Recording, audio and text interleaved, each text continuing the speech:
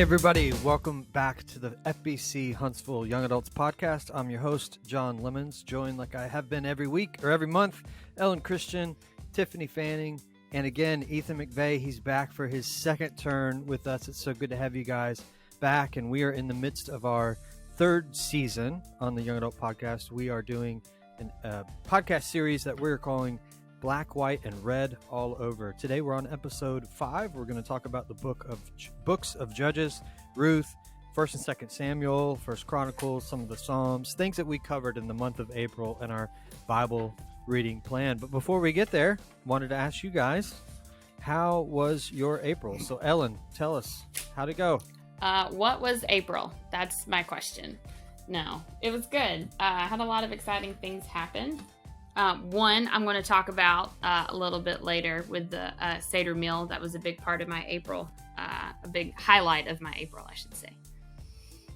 Yeah, it was good. And you guys are in the middle of ball right now. Yeah. You got kids playing ball. Yeah, we got kids everywhere. Those days they kind of dominate your schedule. A lot. So glad to have you with us. So what about you, Tiffany? How was your April?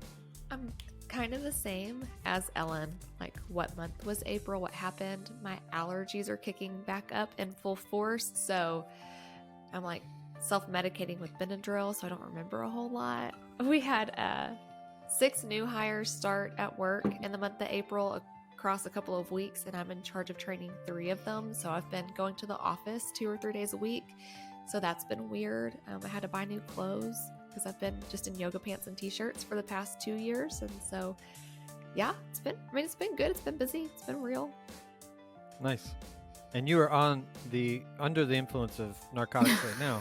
They're not narcotics, but I am on 2 Benadryl. I took one this morning at like 6, and at lunch I started sneezing again. And so I took a second one. So if I'm more ditzy than usual, that's why. if I space out. It's because I'm high on Benadryl. You got to do what you got to do. So we appreciate you doing what you have to do to be on the episode with us today. And Ethan, we had a very similar April, but how'd it turn out for you, man? Yeah, it was good, but it was really busy. I feel like the first week of April was like 3 months ago. Just because the past 3 weeks really have just been really full schedule. We had Easter and went to a conference last week, which were all exciting things, but it was just like go for a while there. So it's crazy that it's May already, but happy May 4th. May the 4th be with you. Oh, I didn't even seriously think of that. Yeah, so that was going to lead into my next question. Ellyn, what's your favorite Star Wars movie? Wah, wah, wah. I got nothing. Ellyn never watches movies. Tiffany, you got one? I don't really have a favorite. Yeah, but I've seen them all except for the newest installation when they have like Ren. Is that her name? I don't know. Yeah, so Ray, thank you. Ren, is that the friend, the black guy who flies? No, that's Finn. See, I don't even know. So I called myself out on Facebook earlier and said that I'm like an appreciator because calling myself a fan feels false. Mm-hmm. Like, nice. Yeah. That's good. I like it. It is touching and fitting that we will talk about the Witch of Endor today because one of the settings in Return of the Jedi is a place called Endor. I have no idea if those are related or not, but it is an interesting thing.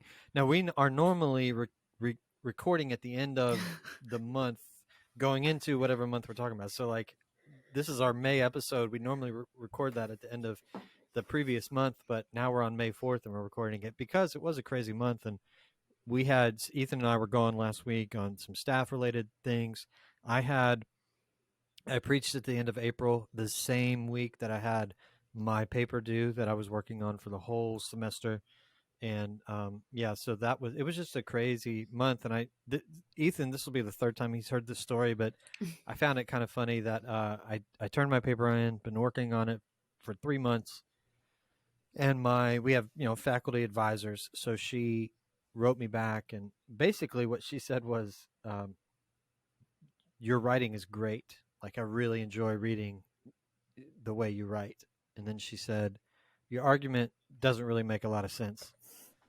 But your writing's really good, and if you ever write a book, I would read it just for the prose.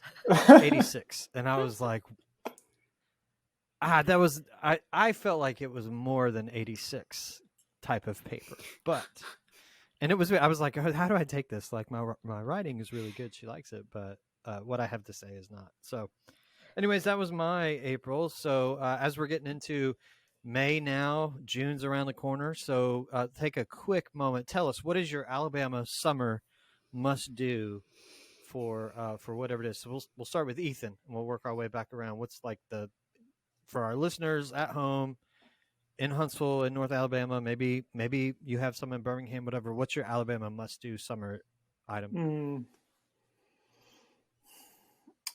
You know, when I was living in Tuscaloosa for college, there was a place called Summer Snow, and it was just a great little snow cone hut on the side of the road. It wasn't fancy, but it was really good. So I suggest some summer snow if you're in Tuscaloosa, or maybe just a snow cone or some ice cream or something. It just tastes better in the summer, and it's a fun thing to do with friends. So I'm going to shout out our neighbors. They own Tropical Snow.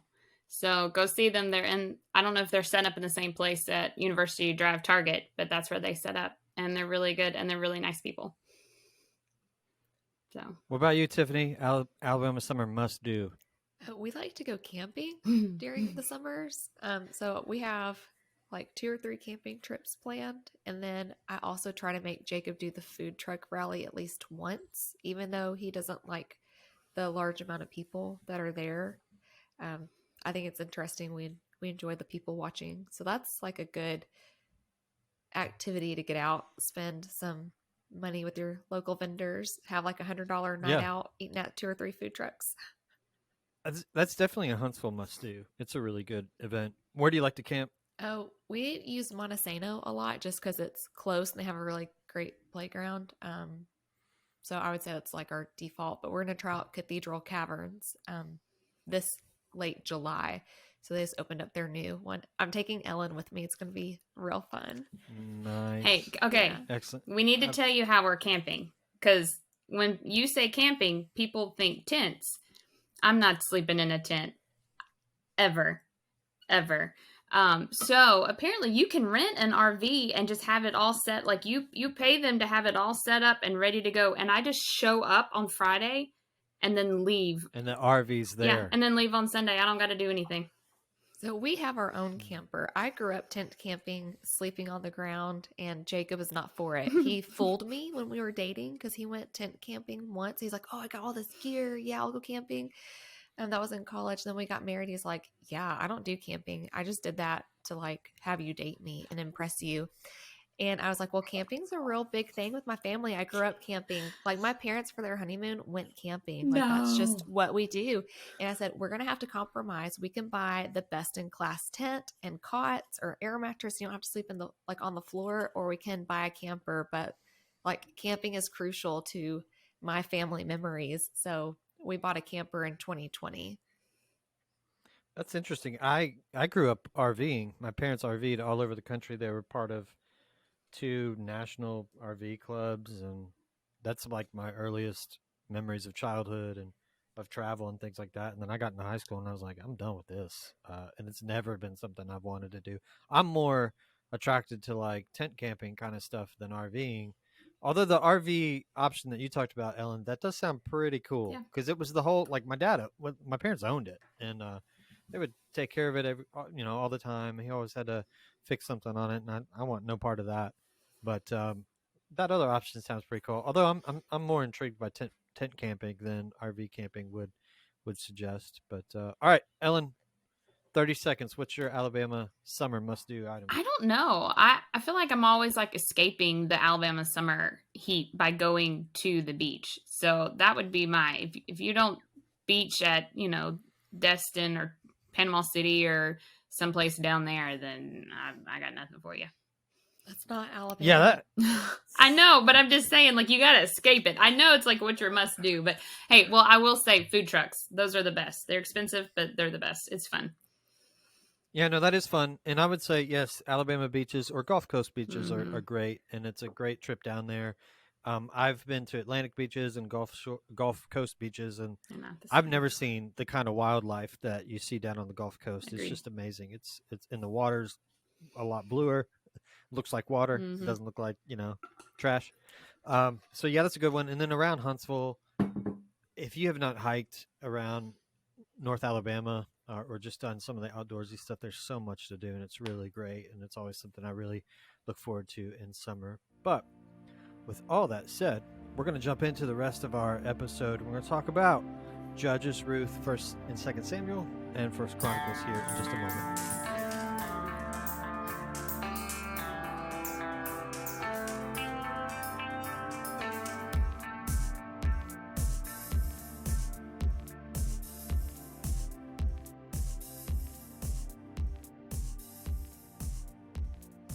All right, so what we're going to jump into this month, before we get into the books of the Bible, we want to talk about sort of the topic of the month that, so if you're not reading along, you can just join in on this conversation, what it has to do and what it has to say. And so the topic for this month is, drum roll please, it's all the Bible ladies. You guys want to sing it with me? All the Bible ladies, all the Bible ladies, all the Bible ladies, all the Bible ladies. Oh, oh, oh, oh, oh, oh. All right. So we're going to talk about all the Bible ladies. We're going to talk about Ruth, Deborah, Jael, all ones that we read about in the past month. And then we can even do a little bit of a preview into Esther if we want to. But I want to turn it over to you all. Ellyn, Tiffany, Ethan, what sort of insights do you have? Or Ellyn and Tiffany, tell us what it's like to be a woman reading through the Bible and coming across some of the things you do. Because obviously there are some that say, hey, the Bible's demeaning to women or whatever. So share your insights and thoughts about that kind of thing. Having been people who've now read through the Bible a couple of times, what do you think? Tiffany, you can go Sure. first. So I want to. Tiffany's always first. I'm always first. So I want to preface with I actually have a cousin who is a minister, and he named one of his daughters JL. So that's like his daughter's name. So I guess she has a lot to live up to. I do hope she doesn't stab anybody through the temple with a tent peg, though. Yeah, so you better watch it on those camping trips. Yeah, well, she lives far. She's like extended cousin. But Oh, nice. it's That's why Ellyn prefers the RV. you can lock the door. Do that. Being a woman reading through the Bible, sometimes it can be discouraging because we're not there a lot. And in 2 instances in the Old Testament, when we are there, it's like Sodom and Gomorrah, the angels come to visit, and then the people are saying, let us, cover your earmuffs if you got kids coming, like listening, but like, let's rape these dudes who came to visit. And they're like, no, let's not do that. That's not right. But here are my virgin daughters. And then we see the same thing in Judges, where it's basically a repeat. And one of the Levitical priests actually offers up his concubine, and she dies due to the abuse. So it's really hard to take that. But one thing that Tara Lee says is the Bible is often descriptive and not prescriptive. So I think a lot of the treatment of Old Testament women is not what God intended. It's due to the fallen creation, and it's just a descriptive action. And the times that we do have positive women, I just like cling to them, and I want to remember those stories. And so when we're reading through genealogies, which are terribly boring, and there's just one little snippet of, and this woman was the mother of, it's just like those little golden nuggets you have to hold on to. Yeah, very good. Ellyn, what do you think? Yeah, I mean, I'm going to kind of say the same thing as Tiffany. You do have to kind of look for those nuggets and seek those out. And sometimes finding those stand out to you more because they are not over and over and over men. It's like, oh, when you get to a passage about a woman, you're like, oh, it kind of like grabs your attention a little bit more. So, I think that. But it is hard to read that and not automatically feel like it's not a place for women. And so you really, I have to sometimes just be like, it is descriptive, not prescriptive, which is great to see where, kind of where it was and where we've come. I mean, it's a good measuring stick if you ask me. So, yeah. The one thing I would like to bring back from the Old Testament times is that when a woman was during her unclean time of the month, she got like a tent to herself to go hang out. And that would be nice, just like anywhere from like a 3 to 7 day vacation, just hanging out with other women who are PMSing. It could be terrible, but at least you wouldn't have your kids. Nice. Well, no comment. All right. Ethan, what are your thoughts, man? Honestly, I think on reading through the Bible this time, I was just thinking a lot about how, when we have main characters in the Bible's narrative, it seems like they're often like both good and bad, right? They're human. They have good things and they perform good actions. They're faithful to the Lord, but then also they fail. And I mean, we see that in the life of Saul already, and we will see it in the life of David. But it seems like in some of the lives of the women who are kind of lifted up in the Bible for a minute, we don't see that negative side. Like when we see Ruth, I mean, she's just an example of a faithful woman. When in the Hebrew Bible or Old Testament, I guess, Ruth, the book, comes right after Proverbs, actually. And they place it there because Proverbs 31 talks about what a faithful woman looks like. And then the book of Ruth is just like, and this is an example of the Proverbs 31 woman. And so I was just encouraged personally reading through and noticing some of that this time. Yeah, it's great. And so a couple of the things that I'll point out real quickly, and I mean, this is we're trying to talk about this in like 12 minutes or whatever, but highlighting a lot of what you all said, I think it's important to note too, let's go back to Genesis. And let's go back to man and woman both being created in the image of God. That was like a totally revolutionary, mind-blowing concept for its time. People would have been like, oh, no doubt, like man is. But the fact that woman specifically is mentioned and specifically stamped with the image of God, people would have thought like, oh yeah, like anything doing with the divine, of course, men. Particularly anybody having any sort of dominion or kind of authority role, as far as over creation and as far as having, a job to do or a role to fill there. Like it, yes, men for sure. The fact that women are mentioned alongside is just kind of a mind blowing concept for its time. You do have to keep in mind that it's descriptive of fallen people. At the same time, there are a lot of instances where, like I said before, like the Bible's just kind of revolutionary in the way that it's looking out for women.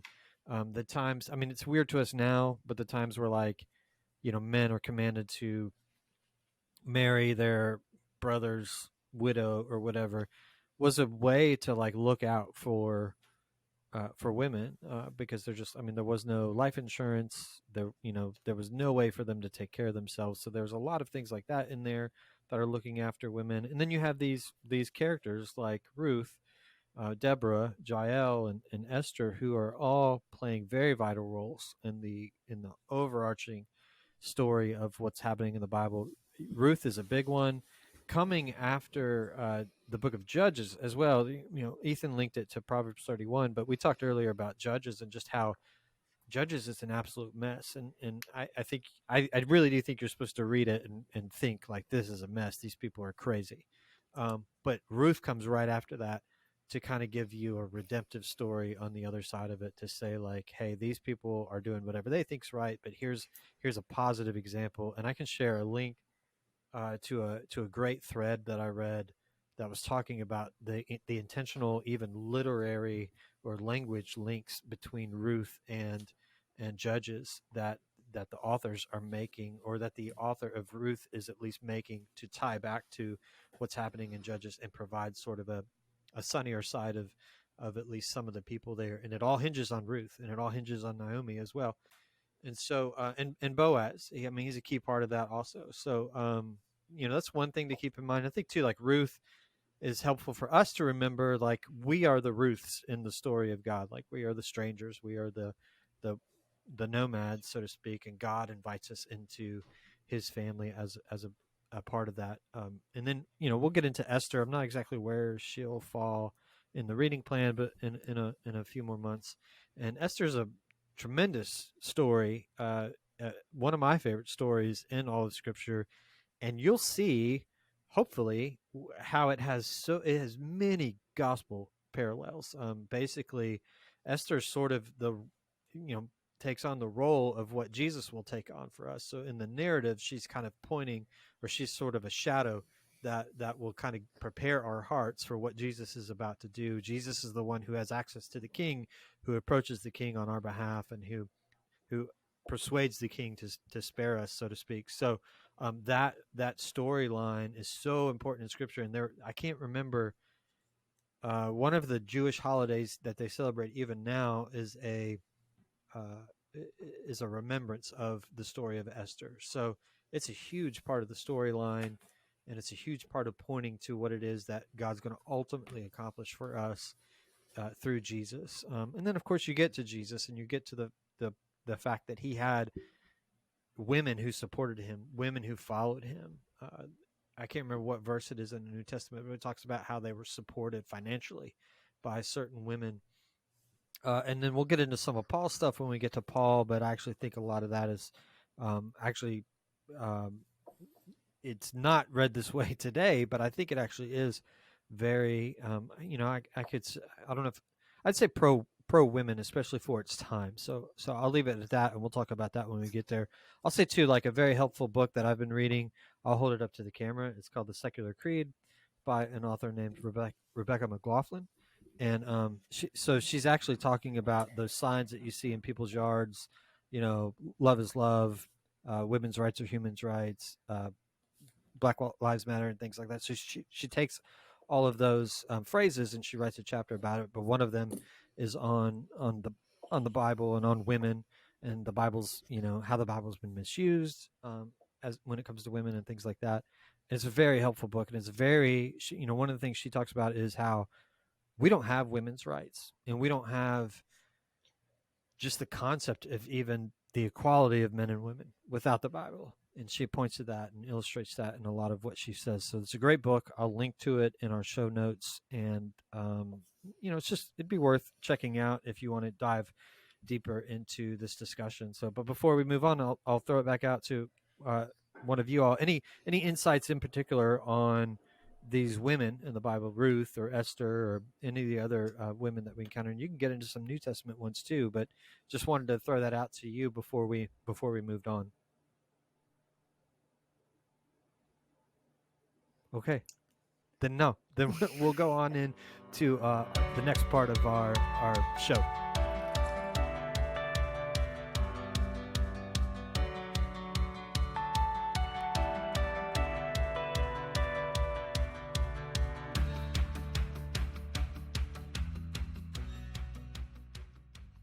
All right, so let's jump into insights into like the actual text that we talked about, or that we read about in April. So this is looking at Ruth and Judges and First and 2 Samuel, First Chronicles, some of the Psalms, that sort of thing. So we'll start with Ellyn. Your insights from our text for this month. So my insights kind of like tee in with the Seder meal of what we did. So that was the first time I'd ever done a Seder meal or been a part of a Seder meal or even like thought remotely about a Seder meal, if we're being honest. And I thought it was kind of funny, us actually not recording this podcast early kind of opened up to some different ways of thinking when we got into some of the like historical Psalms. Because it was funny how the Seder meal was such a I just couldn't get over the simplicity of it. And yet, like 12 hours prior to the actual meal, I made it and I didn't make it a really big deal. I was getting really nervous about the sanctity of it, I guess. I was so many things that I didn't think of, but it's because it's not something I've ever done, ever been a part of. anything like that. So we've done the meal, and then there was some reading that happened in Psalms, specifically Psalm 78. Almost kind of hurt my feelings, if I'm gonna put it honest, because you had, God had set everything up, and to me, what seemed like He laid everything out on a Seder plate, on a plate, so easy of what they should do, and yet the Israelites kept screwing it up. And I always tend to put the Israelites on a different playing field than me, because I still have this feeling that I'm working through, or this notion that I'm working through, that I am somehow better than them, yet I'm not. So Psalm 78 specifically kind of just hurt it hurt my feelings. It made me hurt because it just laid everything out of what happened, and the history, and of all the things that they're supposed to remember. And they're supposed to be like singing this song, right? Singing this song to remember. So how do you go from constantly singing this song and remembering your past to screwing it all up, and you have all this terribleness come out of Judges? Like, I can't, I'm having a hard time. Or I want to say, where was the screw up so I can prevent it in my own life? I guess maybe that's where I start to get kind of nervous. Is there something that I'm doing that I might one day forget too, because I'm no better than them? So but let me tell you, if you've never been through a Seder meal, you've got to do it. And granted, I've never been through anything other than that with Mr. Steinberg, and he was extremely passionate about what he said, and he would just interject stuff in, and you would just be like, oh man. And it was such a tangible thing. And how do you do that? How do you do that meal? And then, and I want to say, how do you do that meal and mess up? But I mean, this is more than just a mess up. You know what I mean? This is a complete, I mean, he even says it, that they were stubborn and a rebellious generation in verse 8. Like, so I don't know. So that's something I have, sat with in the uncomfortable. That must be my theme for reading this year, is the uncomfortableness of the Bible. Yes. It's interesting you note that, because I think that is a conclusion that we're supposed to draw from reading the Old Testament, is that these people didn't get it right. We're not going to get it right either. Like, it's just like, we just can't. Mm-hmm. I have a friend, I think I've probably said this on this podcast before, but he talking about the Old Testament, and he says we tend to read it thinking that we can have all the virtues of Israel and none of their vices. Yes. And I think the point of it is to see yourself in there and to realize, like, you know what, like, I would have made these same mistakes. I make these same mistakes now, like it. So I think if the more you can see yourself in there, and the more you could have sort of pity, I think on the folks in those stories, and the more you see yourself in there, I think that, puts you on the right track. At the same time, in some regard, it's depressing, because you're like, where's the hope then? And so, I mean, we're just reading this over and over. We're 5 months in now, and it's like, okay, where's the hope? Because they're not finding it. And we keep looking for the hope, and we keep placing the hope in something else, and it's not delivering.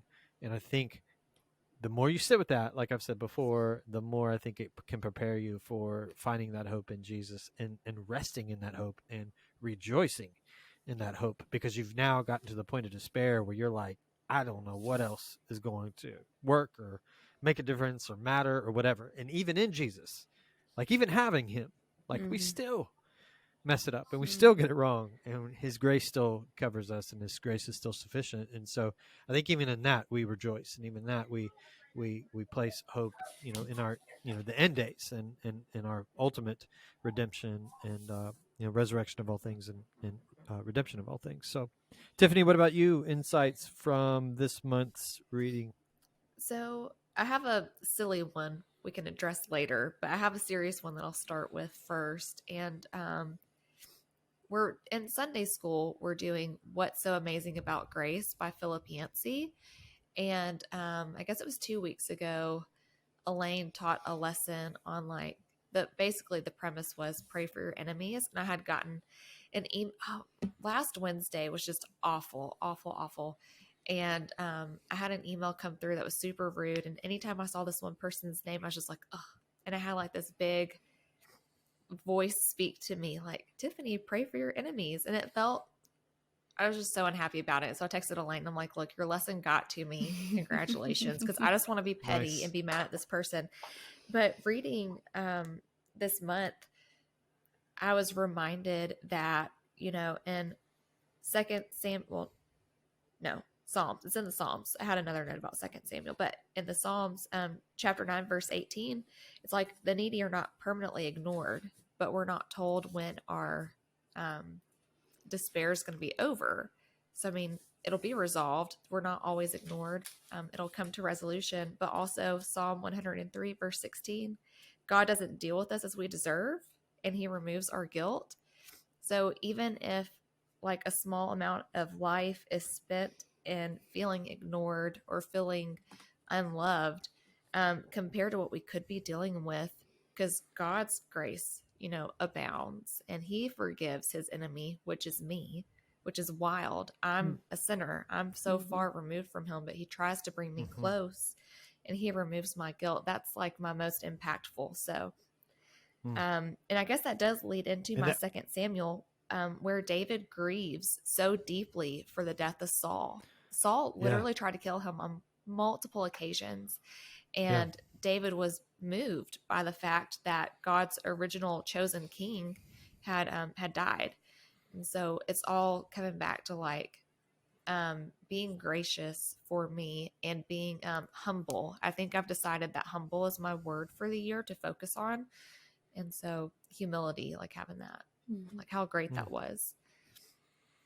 Yeah, no, that's a great, and that's, anybody who's read the Bible students talks about that with David, is just the way he still, even after all the problems with Saul, all the things that Saul does, the way he still respects Saul's role, and the fact that the Lord one time did anoint Saul to be king, and still David has that sort of respect for that. That is one person in the Bible, and the other one's Paul, where I look at them often, and we talked about seeing yourself in the text.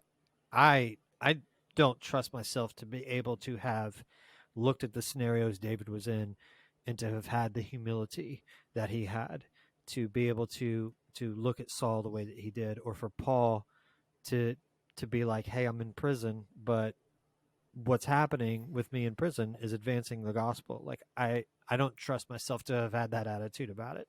I can tell you so I don't. when we talk about I hope to keep working on it, but so maybe the more we read the Bible, the more we'll get into that.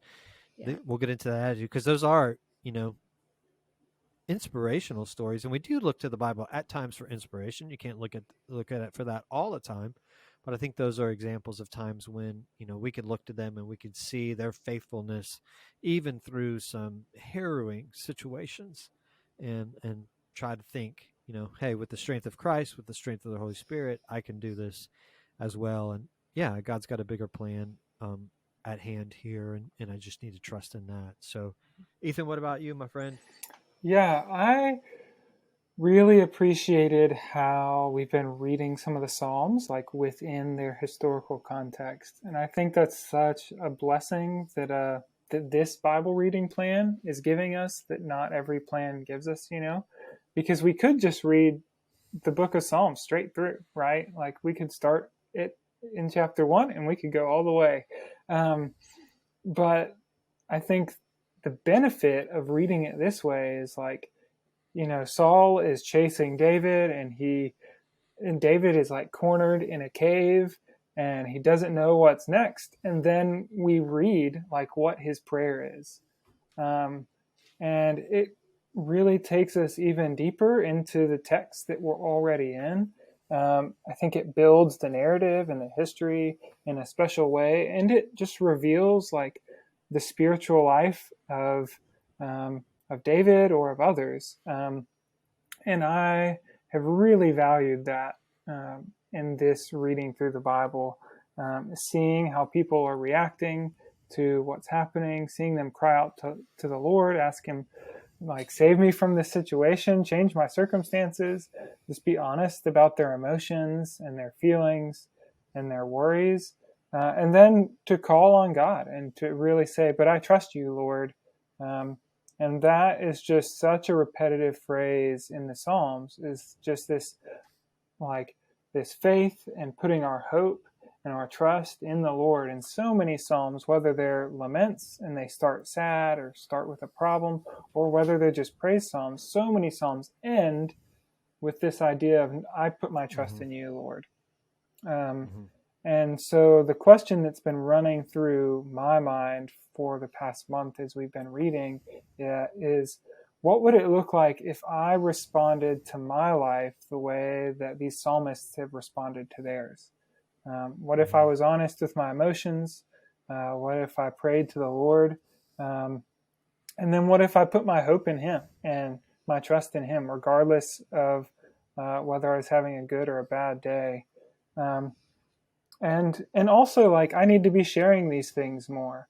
The Psalms were, I mean, sometimes they were individual, but like they were sung in the temple for like generations upon generations, and they were sung out loud. So like for thousands of years, these were not like prayers that you would pray alone in your room. These were prayers that you would like literally sing at the top of your lungs with hundreds of other people in front of you, you know?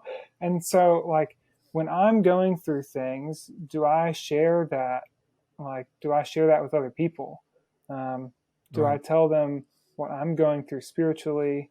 And am I honest with them? Or am I just trying to live like my solitary Christian life, like near other people, but not with them? And so the Psalms have really challenged me, and I have really enjoyed our reading plan and how they've kind of squished them into their contexts. And I've just loved it a lot.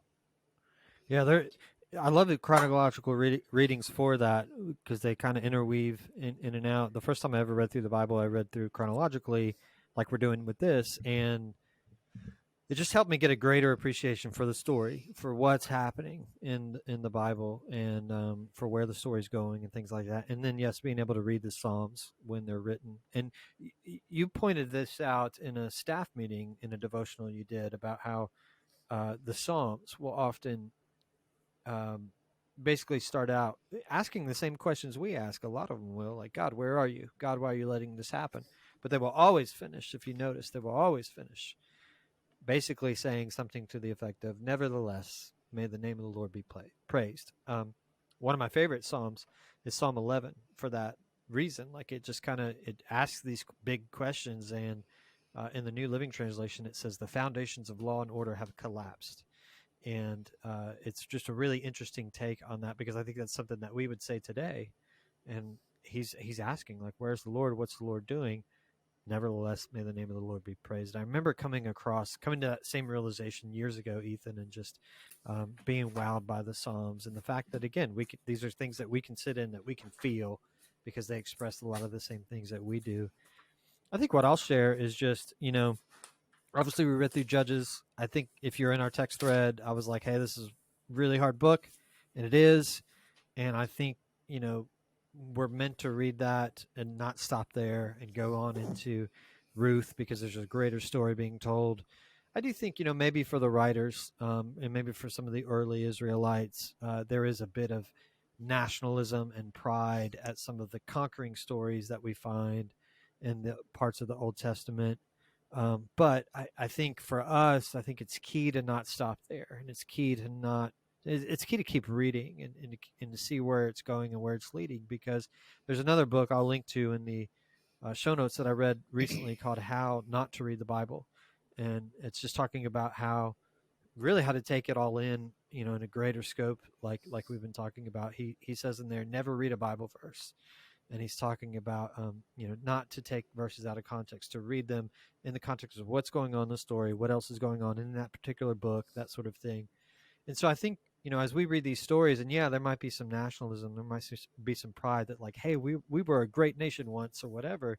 I think if you read on and you read the rest of the books and you read what happens to the Israelites, I think then the scriptures are asking us to consider, But what was the good of all that? Because where did it lead? Because it ultimately led to them being back in. There was another army that raised up. There was another army that was stronger. So like, yes, it was great that you had a great nation at one time, but what was the good of that? And getting at what you were talking about, Ellen, is like, where can you see your own flaws and all of that lead to the downfall? And I think that's part of the things that are missing, that if you just focus on those conquest stories. What's up, Tiffany's cat? If you just focus on those conquest stories, you can miss all that. But I think you're supposed to keep reading. You're supposed to keep seeing, like, that's not going to lead where you want it to lead. Now, I will say too, one thing I will recommend is going back after reading chronologically, after you get an understanding of like the story of what's happening in the Old Testament and where it's leading, to go back and to actually read the books as they're meant to be read, because First and Second Samuel, First and Second Chronicles are not meant to be read together. They're not meant to be read with the Psalms. The Psalms actually have a unique pattern to them. The Bible Project video talks about that really well. And so it is helpful to read those together the way they were meant to be written. Chronicles and Samuel tell a lot of the same stories, but they were written several hundred years apart. One pre-exile, one post-exile. And so the chronicler is writing after the exile, and he's got a whole different other objective to what he's trying to get his readers to understand and do. So it's just important to keep that in mind. I kind of look at Chronicles as like a reboot. We talk about like movies that get rebooted. Mm-hmm. And so you're familiar with the story, but like there's a whole other spin on what's going on. And the chronicler, I think, you get to Judges, and Judges, the last verse of Judges talks about everyone did what was right in his own eyes because there was no king in the land. And so it's setting you up to look for a king. Well, obviously we see the story of David, we see the story of Samuel, and how ultimately, even with a king, they still failed. So Chronicles comes along, and it gives us some of those positive stories of David. But a lot of people sometimes will be like, well, how come it doesn't tell the negative stories of David? Because David's been dead for hundreds of years. Like, we're not looking for David. We're looking for a king that looks like David. And that's kind of what Chronicles is trying to set up for you, is to, I don't even know if anybody's listening to what I say, because Tiffany's cat, I'm so the cameo here, if you're not watching on YouTube, it is awesome. But I can't even, there's no blooper reel because I can't even salvage anything that I've said. It's great though. I'm so sorry. No, it's hilarious. Yeah. We'll get more YouTube views out of this because of Crazy cat video could be our tagline. Seriously, all that to say, like, Chronicles is setting you up to still look for a king, and a king that looks like David, but it's not David, because we've seen how David has failed. We've seen how the line of David has even failed.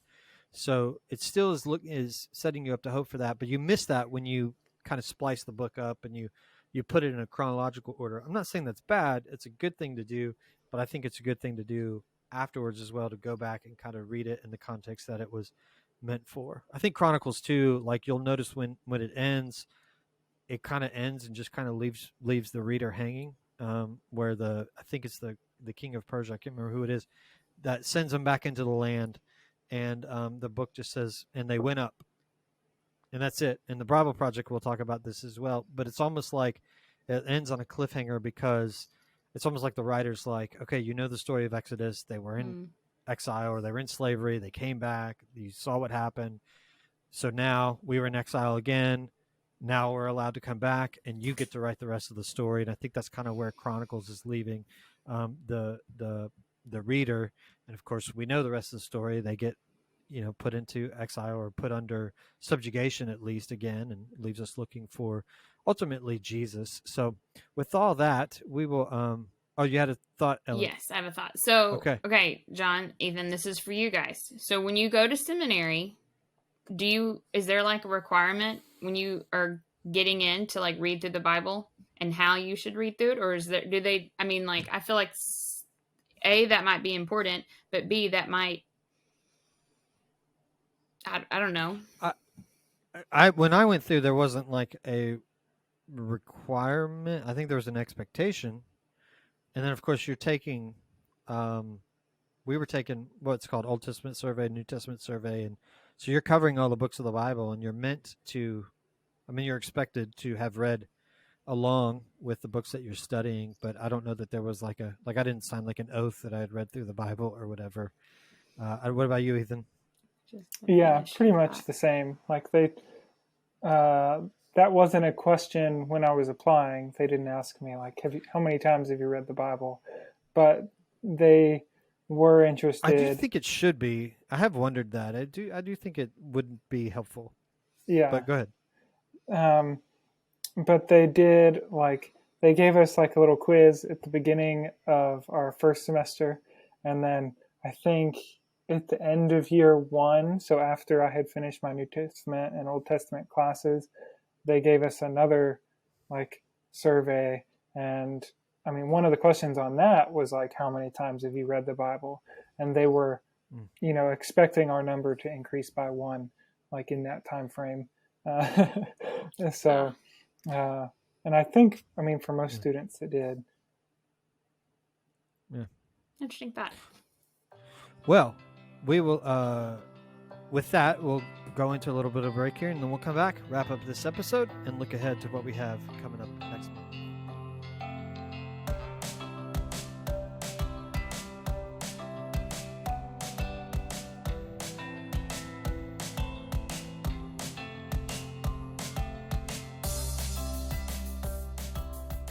Tiffany, I love the little dance you were doing with your cat there.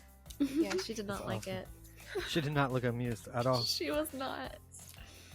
All right, so looking ahead in the month of May, we're going to be finishing up a lot of the historical books. Second Chronicles, First and Second Kings. That'll kind of lead the way into the prophets and some of the other what are known as the wisdom writings. We get into June. We're going to get into Song of Solomon. That'll be a fun. We're going to invite everybody's parents on for that episode. Y'all, I thought that one was going to be on my birthday, too, because I knew it came in sometime in June, and I just missed it by a day. Whew, I was going to be like, birthday pass, I'm out. Nice. I'm talking about Song of Solomon. Nice. So, yeah, that's what's coming up, and would love for you to join with us if you're not already. Elsewise, what are some other things on the agenda? Do we have any listener Q&A? Ellyn, Tiffany, Ethan, anything you guys are aware of? I don't think so. We don't have anything formal, but I do have like one. I texted about it. I think I sent just to you,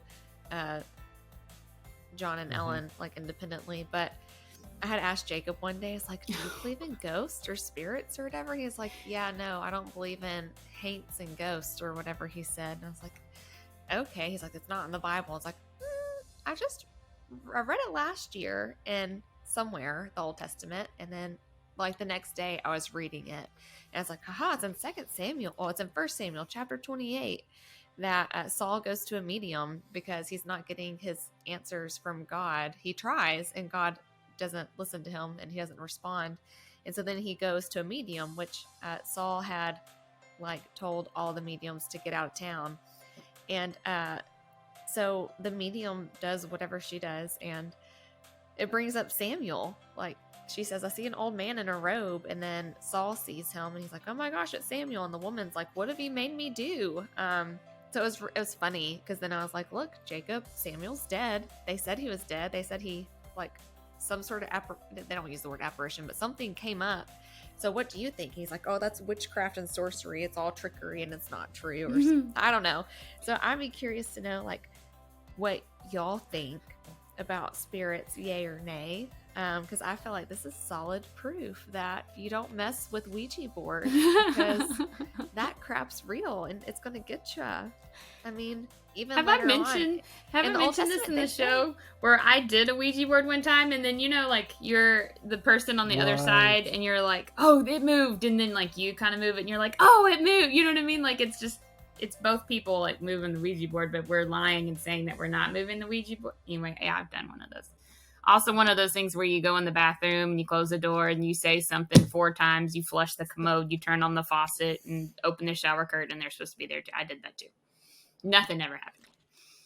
I've never done those because I'm so chicken. And oh my gosh, that stuff's real. I think it'll come and get you.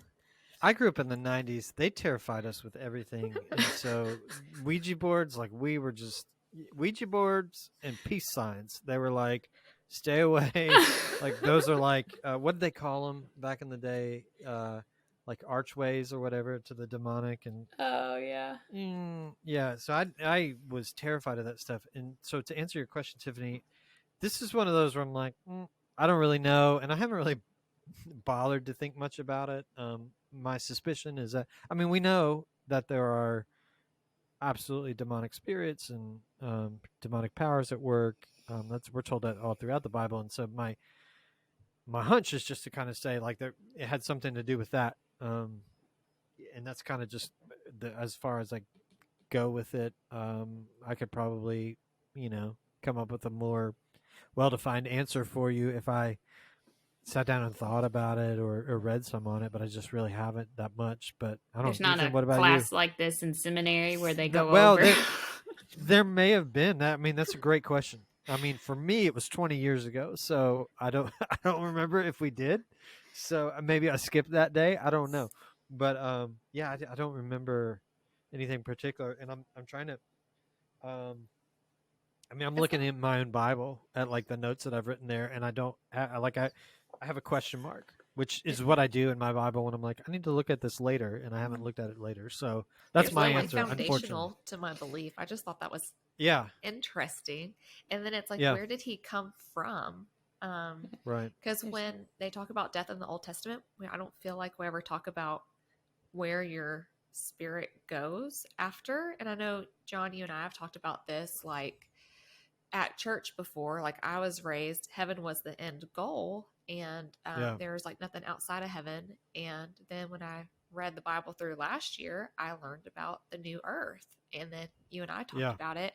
And so it's like, if they didn't know about the new earth yet being, recreated or made perfect again, like, where did they think they went after they died? Was it just kaput? Right. It's just fades to black Yeah. and there's nothing. So that was also kind of part of my curiosity, which again, this particular passage is not going to break my faith if I don't have an answer for it. It's just something fun to think about. Yeah, they did have a much different understanding of. I don't know that we have time to get into all that, but I know they had a much different understanding of the afterlife than we do. And Sheol was kind of a place like everybody went, and there's a lot to do with when they, you'll come across they'll say like bury me, with the bones of my fathers and things like that. So they definitely had a belief in the afterlife, and they definitely developed a belief in the resurrection later on. But even with that, there was a belief that there would be an end time resurrection, but it would be a resurrection of all, which is why the resurrection of Jesus is so kind of out of the ordinary, because nobody thought there'd be like a resurrection of one person, and so that was kind of where it was like, for a lot of people, it was like, I don't really know about that. But that was what differentiated the Christians so much with that kind of thing. Ethan, you have any thoughts on the Witch of Endor and Saul and all that stuff? No, I'm gonna let you. You didn't guys... talk about it in seminary either. No, I'm gonna let you three handle that one. Good job. Yeah. So unfortunately, you know what I will do, Tiffany? I gave you an assignment last time. I told you to watch Only Murders in the Building. Yeah, Did I you didn't. do that? No. Nice. I've been watching Longmire if I can stay awake with all my doping of Benadryl. Well, I'll tell you this. I'll give you another month to watch Only Murders in the Building. I'll look Wasn't up it some on stuff. Hulu? Yeah. I don't have Hulu. I think that's also part of it. So I think you should just get it for a month and then watch it and then cancel it. So that's what okay, I do. So yeah, you do that, and then I will. I'm gonna start the show, wrapping it up here. What I will do is I will look up the Witch of Endor and all that stuff for you, and we'll highlight it when we come back next month. How's that sound? Sounds good, Bible scholar John. Yep. Nice. Yeah, I'm totally gonna rehash like things that I've just read. It's not gonna come from me at all. So, well, thank you all so much for joining us. I'm gonna put some things in the show notes for us. I referenced a couple of books and links and other things like that. We'll throw that in the show notes. You can look at that later on. We'd love for you to look that up. We'd also love for you to join in our Bible reading with us. It's a great thing to do. You can jump in the middle. You can listen to some of our previous episodes to get an idea of what's going on and what you've missed. And we'll be coming up on the New Testament soon. We'll be coming up on the prophets soon, which is a great way to sort of prepare for what it is that they almost are like. I look at the prophets as like doctors that kind of give us this diagnosis and then prescription, and the prescription ends up being Jesus, obviously. So like that's a great time to jump in as well if you haven't been with us there on that. Would love for you also to join us at any of our FBC Young Adult events. You can find us at fbchsv.org/youngadults. We have some upcoming a guys night, a girls night. We're doing our kayaking trip, which is an annual thing, coming up in June, and we'd love to have some people join us for that. So check us out on that webpage. We'd love for you to not only listen to this, but join with us in some of those things. And then finally, I want to say thank you to you for listening. Thank you to Ellyn, to Tiffany, and to Ethan for their time in recording today. Thank you for Patrick Chester for being our jack of all things and being our editor, podcast polisher, and all that stuff. So with all that said, we will see you guys next month. Y'all take care. Peace out.